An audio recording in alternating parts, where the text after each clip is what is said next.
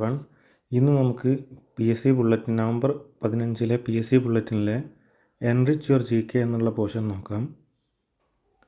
അപ്പം ആദ്യത്തെ ചോദ്യം, Kami Rita who recently became the first person in the world to climb Mount Everest 29 times belongs to which country?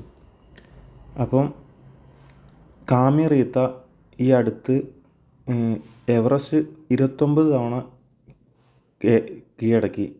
ഈ കാമെ റീത്ത എന്ന് പറയുന്ന ആൾ ഏത് രാജ്യത്തുള്ള ആളാണെന്നാണ് ചോദിക്കുന്നത്. ഉത്തരം സി, നേപ്പാളാണ്. Kami Rita a legendary Nepalese mountaineer broke his own world record by submitting Mount Everest 29 times. He accomplished this feat over 30 years with his latest ascent on May 12, 2024. Born in 1970, Rita began his career in 1992 and conquered Everest first in 1994. He is known as the Everest Man. His competitor Pasang Dawa has climbed Everest 27 times. Everest height is 8,848.86 meters or 29,031.69 feet. അതായത് കാമെ റീത്ത എന്ന് പറയുന്നത് നേപ്പാളി മൗണ്ടൈനറാണ്. അയാളുടെ തന്നെ റെക്കോർഡാണ് ഇപ്പം break ചെയ്തത്. അതായത് 28 തവണയായിരുന്നു അയാൾ ഈ ഷെർപ്പയായിട്ട് ഈ എവറസ്റ്റ് കീഴടക്കിയിരുന്നത്. ഇപ്പോൾ 29ാമത്തെ തവണ അയാൾ എവറസ്റ്റ് കീഴടക്കി. ഇയാൾ ഏകദേശം 30 വർഷത്തോളം ഈ എവറസ്റ്റ് കയറുന്നുണ്ട്. ഇപ്പോൾ ഏറ്റവും അടുത്തായിട്ട് അയാൾ എവറസ്റ്റ് കീഴടക്കിയത് മെയ് 12, 2024 അയാൾ ജനിച്ച വർഷം 1970. അയാളുടെ കരിയർ തുടങ്ങുന്നത് 1992. എവറസ്റ്റ് ആദ്യമായിട്ട് അയാൾ കീഴടക്കുന്നത് 1994. അയാളെ വിളിക്കുന്നത് എവറസ്റ്റ് മാൻ എന്നാണ് ഇയാളെ വിളിക്കുന്നത്. ഇയാളുടെ കോമ്പറ്റീറ്ററായിട്ടുള്ള ആൾ പാസങ് ദാവയാണ്. അയാൾ 27 തവണയാണ് എവറസ്റ്റ് കയറിയിട്ടുള്ളത്. എവറസ്റ്റിൻ്റെ ഹൈറ്റ് 8,848.86 മീറ്ററാണ്, അല്ലെങ്കിൽ 29,031 അടിയാണ്. ഇനി രണ്ടാമത്തെ ചോദ്യം നോക്കാം. Abraham Raisi who passed away in helicopter crash was the president of which country? അപ്പോൾ ഈ അടുത്ത ഹെലികോപ്റ്റർ അപകടത്തിൽ മരിച്ച എബ്രഹാം റൈസി എന്ന് പറയുന്ന ആൾ ഏത് രാജ്യത്തിൻ്റെ പ്രസിഡൻ്റാണ്? ഉത്തരം ഡി, ഇറാനാണ്. അപ്പോൾ നമുക്ക് നോട്ട്സ് വായിച്ച് നോക്കാം. On May 19, 2024, Iran's hardline president Ebrahim Raisi tragically died on helicopter crash in northwestern Iran. Raisi, a significant political figure and potential successor to Supreme Leader Ayatollah Ali Khamenei, was viewed as a pivotal in Iran's leadership. His unexpected death was profoundly impacted both Iran and international community. അപ്പോൾ ഇറാൻ്റെ പ്രസിഡൻ്റായ Abraham Raisi helicopter അപകടത്തിൽ മരിച്ചത് May 19, 2024. Raisi അവിടുത്തെ ഒരു significant ആയിട്ടുള്ളൊരു political ലീഡറാണ്.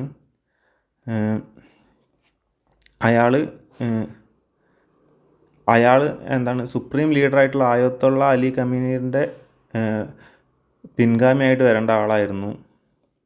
ഇറാൻ്റെ ലീഡർഷിപ്പിന് വളരെ പ്രധാനപ്പെട്ട ഒരാളായിരുന്നു എന്നാണ് പറയുന്നത്. അപ്പോൾ ഇയാളുടെ മരണം ഇറാൻ്റെ ഇടയിലും ഇൻ്റർനാഷണൽ കമ്മ്യൂണിറ്റീൻ്റെ ഇടയിലും ഭയങ്കര ഒരു വലിയ ഇമ്പാക്റ്റാണ് ഉണ്ടാക്കിയിട്ടുള്ളത് എന്നാണ് പറയുന്നത്.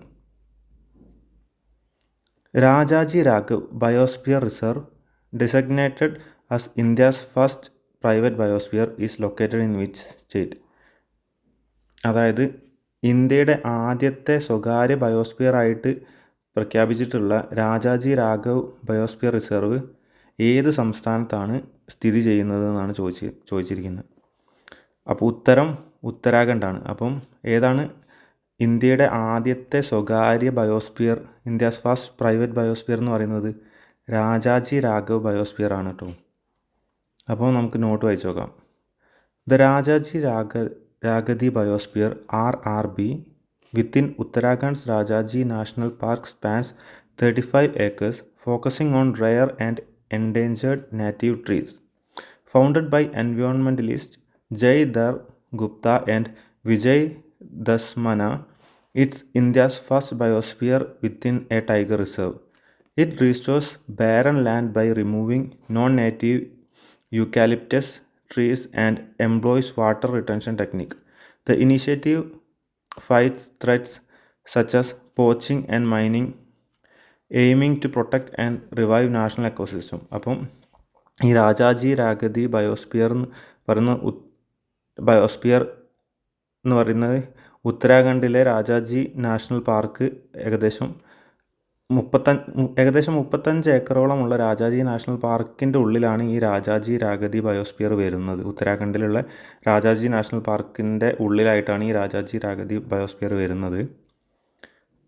ഇത് എന്തിനാണ് ഫോക്കസ് ചെയ്യുന്നതെന്ന് വെച്ച് കഴിഞ്ഞാൽ അപൂർവമായിട്ടുള്ളതും പിന്നെ വംശനാശ ഭീഷണി നേരിടുന്ന അവിടുത്തെ നാറ്റീവായിട്ടുള്ള മരങ്ങളെയും സംരക്ഷിക്കാനും ഇതിൻ്റെ ഫൗണ്ടർ ആരൊക്കെയാണെന്ന് വെച്ചാൽ എൻവയോൺമെൻ്റലിസ്റ്റ് ആയിട്ടുള്ള ജയ്ദർ ഗുപ്തയും വിജയ് ദസ്മന എന്ന് പറയുന്ന ആളുമാണ്. ഇതാണ് ഇന്ത്യയുടെ ആദ്യത്തെ ബയോസ്ഫിയർ. ഒരു ടൈഗർ റിസർവിൻ്റെ ഉള്ളിലുള്ള ആദ്യത്തെ ബയോസ്ഫിയറും ഇത് തന്നെയാണ്.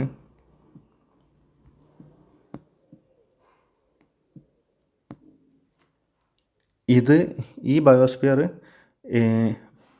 അതായത് തരിശു ഭൂമിയെയും പിന്നെ ഈ തരിശു ഭൂമികളൊക്കെ ബാരനായി കിടക്കുന്ന ലാൻഡിനെയൊക്കെ റിമൂവ് ചെയ്യും. എങ്ങനെയാണെന്ന് വെച്ച് കഴിഞ്ഞാൽ ബാരനായിട്ടുള്ള അതായത് മരങ്ങളൊന്നും വളരാത്ത സ്ഥലങ്ങളെ ഇത് വീണ്ടും റീസ്റ്റോർ ചെയ്യും. എങ്ങനെയാണെന്ന് വെച്ച് കഴിഞ്ഞാൽ അവിടുത്തെ നോൺ നാറ്റീവായിട്ട് അവിടെ വളരേണ്ടതല്ലാതെ ഉള്ള കുറേ യൂക്കാലിപ്റ്റസ് ട്രീസ് ഉണ്ട്.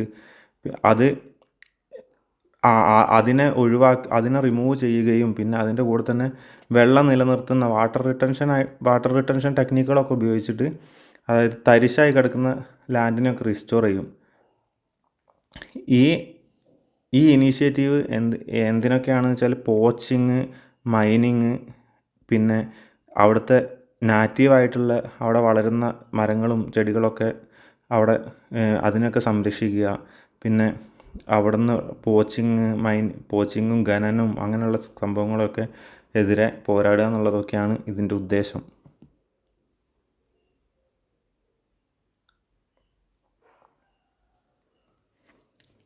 ഇനി 4ാമത്തെ ക്വസ്റ്റ്യൻ നോക്കാം. What is Nagastra 1? നാഗാസ്ത്ര 1ൻ്റെ ഉത്തരം മാൻ പോർട്ടബിൾ സൂസൈഡ് ഡ്രോൺസ് ആണ്. അത് നാഗാസ്ത്ര 1 എന്ന് പറയുന്നത് മാൻ പോർട്ടബിൾ സൂസൈഡ് ഡ്രോൺസ് ആണ് നാഗാസ്ത്ര 1. അപ്പം നമുക്ക് നോട്ട്സ് നോക്കാം. The Indian Army has received Nagastra 1, a unique man-portable suicide drone designed to target launch pads, enemy camps, and infiltrators safely. Under emergency procurement powers, the Army ordered 480 loiter munition from Solar Industries Economics Explosive Limited. Following a successful pre-delivery inspection, 120 units have been delivered to an Army ammunition depot according to Defense Resources. അപ്പോൾ the Indian army Nagastra 1 എന്ന് പറയുന്ന ഈ മാൻ portable suicide drone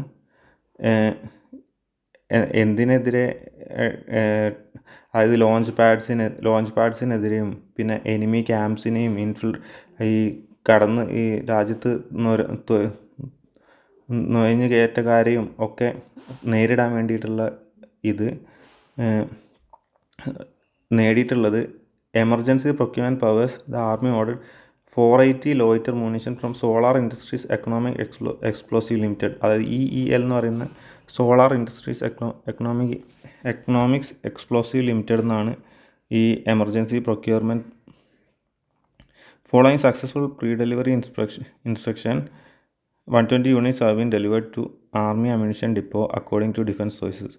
അതായത് ഈ pre delivery ഇൻസ്പെക്ഷന് ശേഷം 120 units ഈ army ammunition ഡിപ്പോയിലേക്ക് ഒരു 120ഓളം unit army ammunition ഡിപ്പോയിലേക്ക് എത്തിയിട്ടുണ്ട് എന്നാണ് പറയുന്നത്. ഇനി അഞ്ചാമത്തെ ക്വസ്റ്റ്യൻ നോക്കാം. Which day is observed as world refugee day every year? അപ്പോൾ അതിൻ്റെ ഉത്തരം ബി ആണ്, അതായത് 20th ജൂണാണ്. അപ്പോൾ നോട്ട്സ് വായിച്ച് നോക്കാം. World refugee day is celebrated annually on June 20 to raise awareness about refugees plight and promote their inclusion. The 2024 theme is for a world where refugees are welcomed. Established in 2001 to mark the 1951 Refugee Convention's 50th anniversary, it underscores the international cooperation refugees flee due to conflict, persecution, and violence, highlighting the need for global solidarity and lasting solution to the refugee crisis. അപ്പം പറയുന്നത് എന്താണെന്ന് വെച്ച് കഴിഞ്ഞാൽ world refugee day celebrate ചെയ്യുന്നത് June 20 ഇതെന്തിനാന്ന് വെച്ച് കഴിഞ്ഞാൽ അഭയാർത്ഥികളുടെ ദുരിതാവസ്ഥയും അവരെ ഉൾക്കൊള്ളിക്കാനൊക്കെ വേണ്ടിയിട്ടുള്ളൊരു, അതായത് അവരെ ഇൻക്ലൂഷന് വേണ്ടിയിട്ടൊക്കെ ആണ് ഈ അഭയാർത്ഥികളുടെ അവസ്ഥയെയും അവരെ ഇൻക്ലൂഷനൊക്കെ വേണ്ടിയിട്ടുള്ള ഇതിന് അവയർനെസ് ഉണ്ടാക്കുക എന്നുള്ളതാണ് ഈ വേൾഡ് റെഫ്യൂജി ഡേൻ്റെ മെയിനായിട്ടുള്ള എയിം. ഇതിൻ്റെ 2024 തീം എന്താണെന്ന് വെച്ച് കഴിഞ്ഞാൽ for a world where refugees are welcomed. അതായത് ഈ അഭയാർത്ഥികളെ സ്വീകരിക്കുന്ന അല്ലെങ്കിൽ വെൽക്കം ചെയ്യുന്ന ഒരു ലോകത്തിന് വേണ്ടി എന്നുള്ളതാണ് 2024 തീം. ഈ എസ്റ്റാബ്ലിഷ്ഡ് ഇൻ 2001, അതായത് ഇത് സ്ഥാപിക്കപ്പെട്ടത് 2001 എന്തിനാണെന്ന് വെച്ച് കഴിഞ്ഞാൽ 1951 റെഫ്യൂജി കൺവെൻഷൻ്റെ 50th ആനിവേഴ്സറി. അതായത് 1951 റെഫ്യൂജി കൺവെൻഷൻ നടന്നത്. അതിൻ്റെ 50th ആനിവേഴ്സറി ആയിട്ടുള്ള 2001 ഈ വേൾഡ് റെഫ്യൂജി ഡേ ആഘോഷിക്കാൻ തുടങ്ങിയത്. അതായത് ഇങ്ങനെ ഒരു ദിവസം ഇതാക്കാൻ തുടങ്ങിയത്. ഇത് മെയിനായിട്ട് അടിവരായിട്ട് പറയുന്നത് എന്താ വെച്ച് കഴിഞ്ഞാൽ ഇൻ്റർനാഷണൽ കോപ്പറേഷനാണ്. അതായത് അന്താരാഷ്ട്രമായിട്ടുള്ള സഹകരണം. പിന്നെ പറയുന്നത് refugees flee due to conflict, persecution and violence, highlighting the need for global solidarity and lasting solution to the refugee crisis. അതായത് അഭയാർത്ഥികൾ നാട് വിടുന്നത് എന്തിനാണെന്ന് വെച്ച് കഴിഞ്ഞാൽ ഈ പ്രശ്നങ്ങളും പിന്നെ ഇങ്ങനെ പീഡനങ്ങളും പിന്നെ അങ്ങനെ വയലൻസും കാര്യങ്ങളൊക്കെ ഉണ്ടാകുമ്പോഴാണ് റെഫ്യൂജീസ്, അതായത് അഭയാർത്ഥികളായി ഇങ്ങനെ അവർ വേറെ രാജ്യത്തേക്ക് ചെല്ലുന്നത്. അപ്പം അവരുടെ ഒരു സോളിഡാരിറ്റി ഉണ്ടാക്കുക, പിന്നെ അതിന് ഈ അഭയാർത്ഥി പ്രശ്നത്തിനൊരു നീണ്ടു നിൽക്കുന്ന ഒരു സൊല്യൂഷൻ കാണുക എന്നുള്ളതൊക്കെയാണ് ഇതിൻ്റെ മെയിൻ ഉദ്ദേശം. Which ministry has recently developed an e-Sankhyiki portal? E-Sankhyiki portal. അപ്പോൾ ഏത് മിനിസ്ട്രിയാണ് ഈ അടുത്തിടെ ഇ-സംഖ്യികി പോർട്ടൽ എന്ന് പറഞ്ഞിട്ടുള്ള പോർട്ടൽ ഉണ്ടാക്കിയിട്ടുള്ളത്? അപ്പോൾ അതിൻ്റെ ഉത്തരം ministry of statistics and programme ഇംപ്ലിമെൻറ്റേഷനാണ്. The ministry of statistics and programme implementation launched the e-Sankhyiki portal to provide real-time data for planners, policymakers, researchers. It aims to streamline data management,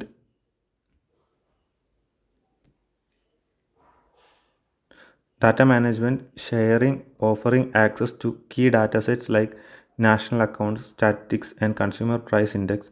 The portal's data catalog modules houses over 2,291 datasets with details, metadata, and virtualization, enhancing data accessibility and reusability for informed decision making and public use. അപ്പോൾ എന്താ പറയുന്നതെന്ന് വെച്ച് കഴിഞ്ഞാൽ ഈ ministry of statistics and programme ഇംപ്ലിമെൻറ്റേഷനാണ് ഈ ഇ-സംഖ്യികി എന്ന് പറഞ്ഞിട്ടുള്ള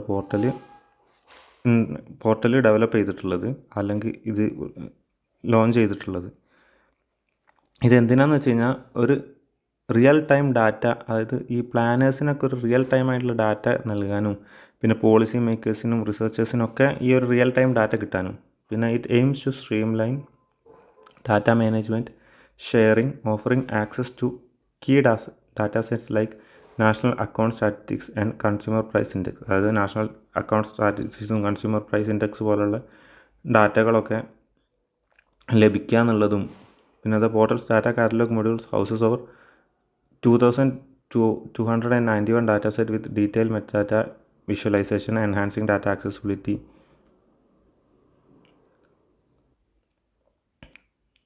And the portal's data catalog modules houses over 2291 datasets with detailed metadata and visualization, enhancing data accessibility and usability for informed decision making and public use.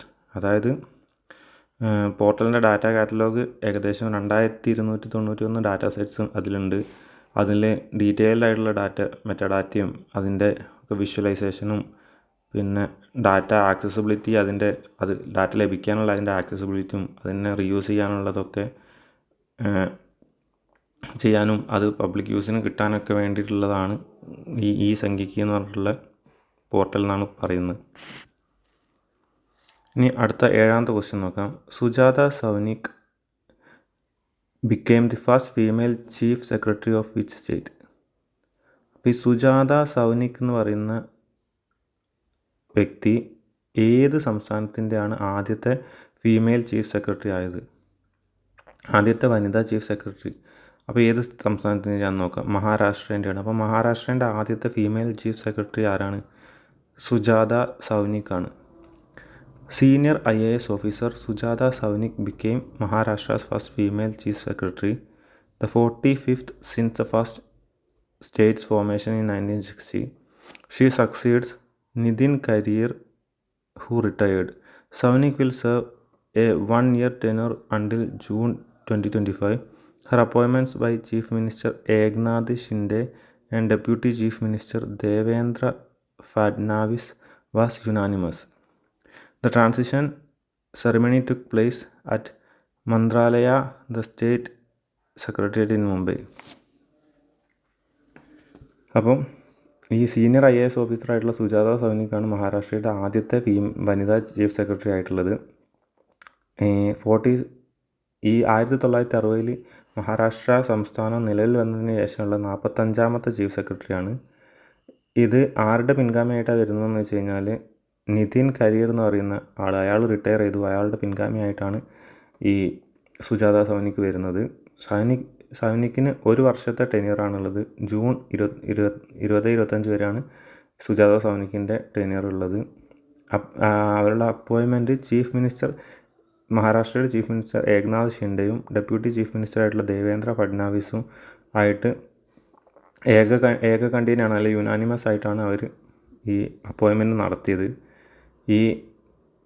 ഈ നിതിൻ കരിയറിൻ്റെ അടുത്തുനിന്ന് ഈ സുജാത സൗനിക് മാറുന്ന ഈ ഒരു ട്രാൻസിഷൻ നടന്നത് മന്ത്രാലയ സ്റ്റേറ്റ് സെക്രട്ടേറിയറ്റ് ഇൻ മുംബൈയിൽ വെച്ചിട്ടാണ്. മുംബൈയിലെ മന്ത്രാലയ സ്റ്റേറ്റ് സെക്രട്ടേറിയറ്റിൽ വെച്ചിട്ടാണ് ഈ ട്രാൻസിഷൻ നടന്നിട്ടുള്ളതെന്നാണ് പറയുന്നത്.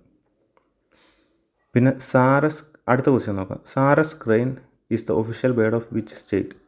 ഏത് സംസ്ഥാനത്തിൻ്റെ ഒഫീഷ്യലായിട്ടുള്ള ഔദ്യോഗിക പക്ഷിയാണ് സാരസ് ക്രെയിൻ എന്നുള്ളതാണ് പറയുന്നത്. അതൊരു തരം കൊക്കാണ്. ഉത്തർപ്രദേശിൻ്റെയാണ് സാരസ് ക്രെയിൻ എന്ന് പറയുന്നത്. The 2024 summer census by Uttar Pradesh Forest Department revealed an increase in state's saras crane population to 19,918, up by 396 from the previous year. Conducted with 10,000 citizens, this census highlights a consistent population rise from 17,329 in 2011 to 19,522 in 2023. The Ethua Forest Division recorded the highest number at 3,289. Notably, the Mau Division sighted 6 cranes for the first time in a decade. Uttar Pradesh, with the largest saras crane population in India, declared it the state bird in 2014. The world's tallest flying bird nests in wetland and is protected under Schedule 4 of Wildlife Protection Act 1972. അപ്പം പറയുന്നത് എന്താണെന്ന് വെച്ച് കഴിഞ്ഞാൽ ഈ 2024 summer സെൻസസിൽ Uttar Pradesh forest department reveal ചെയ്തത് എന്താണെന്ന് വെച്ച് കഴിഞ്ഞാൽ ഈ സാരസ് ക്രെയിൻ പോപ്പുലേഷൻ 19,918 ഉയർന്നു എന്നാണ് പറയുന്നത്. Up by 396 from previous year. കഴിഞ്ഞ വർഷത്തെക്കാട്ടിലും 396 ക്രെയിൻസിൻ്റെ എണ്ണം കൂടിയിട്ടുണ്ട്. ഈ 10,000 സിറ്റിസൺസിൻ്റെ ഇടയിൽ നടത്തിയ സെൻസസ് ഹൈലൈറ്റ് ചെയ്യുന്നത് വെച്ചാൽ കൺസിസ്റ്റൻ്റ് ആയിട്ട് ഉള്ളൊരു പോപ്പുലേഷൻ്റെ വളർച്ചയാണ്. അതായത് 2021 17,329 എണ്ണമായിരുന്നു ഉണ്ടായിരുന്നത്. അത് 2023 ആയപ്പോഴത്തേക്ക് 19,522 ദി എത്വ ഫോറസ്റ്റ് ഡിവിഷനാണ് ഏറ്റവും കൂടുതൽ നമ്പർ ഓഫ് സാറസ് ക്രെയിനെ കിട്ടിയിട്ടുള്ളത്. അതായത് ഏകദേശം 3,289 എത്വ ഫോറസ്റ്റ് ഡിവിഷൻ റെക്കോർഡ് ചെയ്തിട്ടുണ്ട്. പിന്നെ മൗ ഡിവിഷനിൽ ഏകദേശം 6 ക്രെയിനോളം 10 വർഷത്തിനിടയിൽ ആദ്യമായിട്ട് 6 ക്രെയിനോളം അവിടുന്ന് കണ്ടെത്തിയിട്ടുണ്ട്. ഉത്തർപ്രദേശ് വിത്ത് ലാർജസ്റ്റ് സാറസ് ക്രെയിൻ പോപ്പുലേഷൻ. ഈ ഉത്തർപ്രദേശാണ് ഏറ്റവും കൂടുതൽ സാറസ് ക്രെയിൻ പോപ്പുലേഷൻ ഇന്ത്യയിലുള്ളത്. ഇതിനെ സ്റ്റേറ്റ് ബേർഡായിട്ട് അവർ പ്രഖ്യാപിച്ചത് 2014 the world's tallest flying bird nest in wetland and is protected under schedule 4 of wild. ഈ സാറസ് ക്രെയിൻ ആണ് ലോകത്തിലെ തന്നെ ഏറ്റവും ടോളസ്റ്റ് ആയിട്ടുള്ള ഫ്ലൈയിങ് ബേർഡ്. വെറ്റ്ലാൻഡ്സിലാണ് ഇവരുടെ മെയിനായിട്ടുള്ള ആവാസ കേന്ദ്രം. ഇതിനെ പ്രൊട്ടക്റ്റ് ചെയ്യുന്നത് വൈൽഡ് ലൈഫ് പ്രൊട്ടക്ഷൻ ആക്ട് 1972 4ാമത്തെ ഷെഡ്യൂൾ വെച്ചിട്ടാണ്. ഇനി അടുത്ത ക്വസ്റ്റ്യൻ നോക്കാം. Thomas Muller who announced his retirement is associated with which sports. അതായത് ഈ അടുത്ത് വിരമിക്കൽ പ്രഖ്യാപിച്ച തോമസ് മുള്ളർ ഏത് കായിക ഇനമായിട്ടാണ് അസോസിയേറ്റ് ചെയ്തിരിക്കുന്നത് എന്നാണ്. അപ്പോൾ എല്ലാവർക്കും അറിയാതെ ഫുട്ബോളുമായിട്ടാണ് അസോസിയേറ്റ് ചെയ്തിരിക്കുന്നത്. അപ്പോൾ German football icon Thomas Muller അയാളുടെ വിരമിക്കൽ പ്രഖ്യാപിച്ചിരിക്കുന്നു. അതായത് യൂറോ 2024 ശേഷം വിരമിക്കൽ പ്രഖ്യാപിച്ചു. Concluding A celebrated career that began his debut in March 2010. അതായത് ആദ്യമായിട്ട് മാർച്ച് 2010 ആദ്യമായിട്ട് ഡെബ്യൂ ചെയ്തത്. Over the past decade Muller has left A significant impact on both German and world football, becoming one of the nation's most decorated players. His decision marks the end of an illustrious chapter in the sport, celebrated for his contribution and achievements. അപ്പോൾ കഴിഞ്ഞ 10 വർഷമായിട്ട് Muller ഒരു significant ആയിട്ടുള്ള impact തന്നെ ജർമ്മനിലാണെങ്കിലും world ഫുട്ബോളിലാണെങ്കിലും കാഴ്ചവെച്ചിട്ടുണ്ട്. അങ്ങനെ ജർമ്മനിയിലെ തന്നെ ഏറ്റവും ഡെക്കറേറ്റഡ് ആയിട്ടുള്ളൊരു പ്ലെയർ ആയിരുന്നു ഈ തോമസ് മുള്ളർ. പിന്നെ ഈ ഡിസിഷൻ അയാളുടെ ഇങ്ങനെ ഇല്ലസ്ട്രിയസ് ആയിട്ടുള്ള ഈ ഒരു കരിയറിനുള്ളൊരു അവസാനം കുറിക്കുകയാണെന്നുള്ള രീതിയിലാണ് അവിടെ പറയുന്നത്. അപ്പോൾ ഈ എൻറിച്ചർ GK, അതായത് ഡിഗ്രി ബേസ്ഡ് ക്വസ്റ്റ്യൻസ് എന്നുള്ള രീതിയിലാണ് ഇവർ ഈ എൻറിച്ചർ GK എന്നുള്ളൊരു കണ്ടൻറ്റ് ഇവർ ഇറക്കിയിരിക്കുന്നത്. ഇത് ഞാൻ 2 പാർട്ടായിട്ട് ഇടാം. ആദ്യത്തെ പാർട്ട് ഒരു പേജ് ഉള്ള ക്വസ്റ്റ്യൻസ് തീർക്കുക എന്നുള്ളതാണ്. അപ്പോൾ ഇന്നത്തേക്ക് ഈ പാർട്ടിൽ ഇത്രയാണ് ഞാൻ ഉദ്ദേശിക്കുന്നുള്ളത്. ഇനി നെക്സ്റ്റ് പാർട്ട് അടുത്ത വീഡിയോയിലായിട്ട് ഇടുന്നതാണ്. അപ്പം എല്ലാവർക്കും വീഡിയോയും ക്ലാസ്സും ഇഷ്ടപ്പെടുന്നുണ്ടെങ്കിൽ ലൈക്ക് ചെയ്യാം. വീഡിയോയുടെ ക്വാളിറ്റിയും ഈ ലെക്ചർ എടുക്കുന്ന രീതിയൊക്കെ വരും ക്ലാസ്സുകളിലൊക്കെ ഇമ്പ്രൂവ് ചെയ്യുമെന്നാണ് ഞാൻ വിചാരിക്കുന്ന കാര്യം. ഇത് ലെക്ചർ എടുത്തെടുത്തിട്ടായിരിക്കും എനിക്ക് ഇമ്പ്രൂവ് ചെയ്യാൻ സാധിക്കുള്ളൂ. അപ്പം എല്ലാവരുടെയും സപ്പോർട്ട് ഉണ്ടാവണം. അപ്പം ഇന്നത്തെ ക്ലാസ് അവസാനിക്കുകയാണ്. ക്ലാസ് ഇഷ്ടപ്പെടുന്നുണ്ടെങ്കിൽ, ഇങ്ങനത്തെ ക്ലാസ്സുകൾ ആവശ്യമുണ്ടെന്നുണ്ടെങ്കിലൊക്കെ ഒന്ന് സബ്സ്ക്രൈബ് ചെയ്ത് സപ്പോർട്ട് ചെയ്യാം. അപ്പം ഇന്നത്തെ ക്ലാസ് ഇവിടെ അവസാനിപ്പിക്കുകയാണ്.